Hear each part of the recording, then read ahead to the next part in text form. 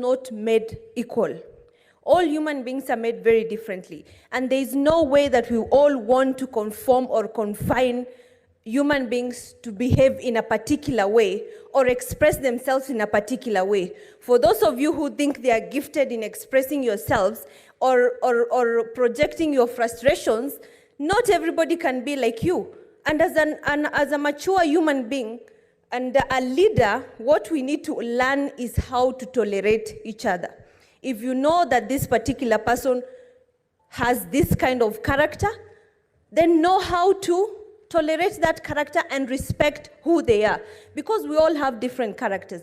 We all have different personalities. And again, secondly, let's not forget that we are talking about sexual harassment here.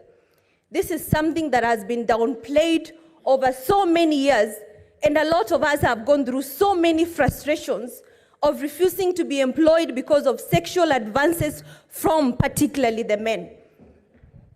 Not only that, there are also young men in offices who I know have gone through a lot of sexual harassment from ladies, older ladies.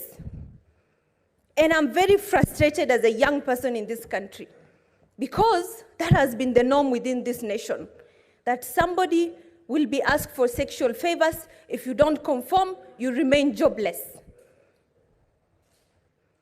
And while at the same time, a lot of people are losing and missing opportunities, what this house should be talking about is putting strong and stringent laws forward to regulate sexual harassment, especially in public and government offices. From the top to the bottom, we have had a lot of reports, even in the media, of women being sexually harassed. And right now, to the public, what they see is a young, assertive woman who rose and defended against sexual harassment. A lot of times, we might see different things in the house, but what does the public see? What does the public see?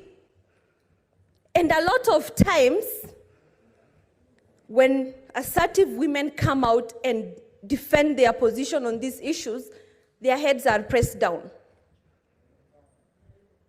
The thing this house should be discussing is how to prevent sexual harassment. And a lot of times when the victim has been harassed, you are not in a position to get evidence.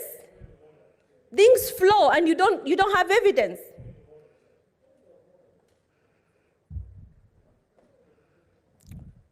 A minute, Senator Azena, what is your point of order? And again, let us also not continue just raising point of orders. No, Mr. Speaker. I am not in the habit of raising frivolous points of order. Understanding Order 120, again to remind this House, that the report before us is a report of the Powers and Privileges Committee. In this particular case, nobody has accused Gloria of being an assertive woman. Nobody has accused her of lack of proper expression.